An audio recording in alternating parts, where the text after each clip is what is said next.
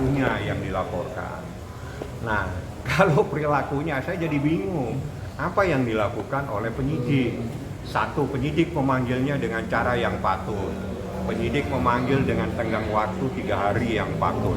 Bahkan kalau berbicara secara etika, sebetulnya ada hal-hal yang tidak beretika. Di saat mereka dipanggil, dia tidak menghormati lembaga kepolisian, joget-joget di sini. Itu yang sebetulnya yang harus dilaporkan, karena mereka tidak menghormati lembaga institusi kepolisian, joget-joget di institusi kepolisian. Ini tidak boleh. Ini tempat untuk mencari keadilan, bukan tempat untuk joget-joget. Jadi apapun yang dilakukan silakan, tapi lakukan sesuai dengan koridor hukum. Propam itu memeriksa atas perilaku daripada oknum kepolisian yang melakukan hal-hal yang menyimpang. Tapi mereka beranggapan ada banyak kejanggalan. Silakan, kejanggalannya di mana? Kalau bingung, yaitu menggunakan pasal kebingungan. Jadi kalau semakin hari semakin bingung, semakin kacau yang akan dilakukan. Jadi seperti itu. Jadi dia mungkin bingung dengan perkara ini karena memang tidak ada satupun Anda tahu siapa saksi yang saya bawa. Anda pun tidak tahu apa yang terjadi. Semuanya Nikita tahu. Dari A sampai Z saya beritahukan kepada Nikita. Bahkan hasil visum pun Nikita tahu. Saksinya bilang apapun Nikita tahu. Makanya Nikita itu yakin dengan perkara ini. Jadi semua yang saya lakukan, semuanya saya update kepada Nikita. Termasuk hari ini saya kemarin pun itu atas. Saya telepon dia dan dia bilang, "Bang, bisanya hari besok saya kesini." Bang, terkait Nikita kemarin dibilang sampah, mungkin ada kan Nikita adalah saya nggak nanggapin yang begitu-begitu. Gosip-gosip jangan tanyakan ke saya. Jadi tugas saya bukan tugas ngurusi gosip, saya ngurusi hukum. Kemarin juga dari pihak Bang Rasman itu masih mempermasalahkan soal keberadaan Laura di safe house itu seperti apa, Bang? Nggak perlu ngurusi orang lain, ya. Itu anaknya Niki yang berhak bertanya Nikita. Jadi fokus aja kepada orang yang Anda bela. Ya.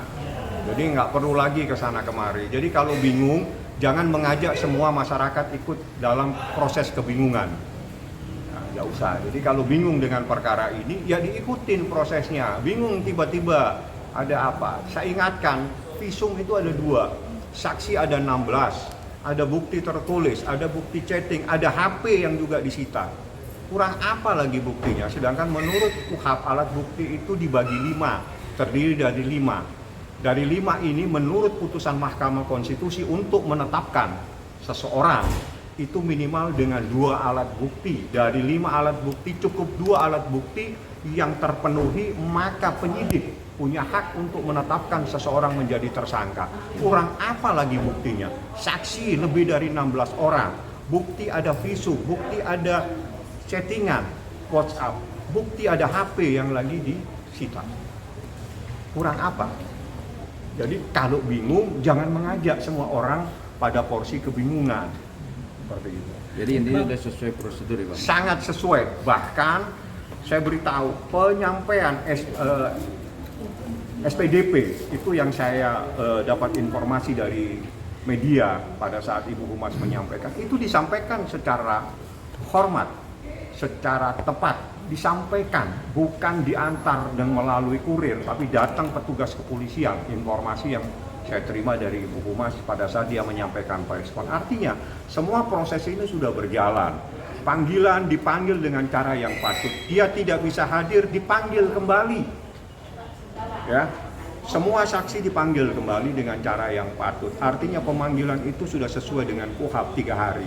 Terus apalagi yang mau persoalkan?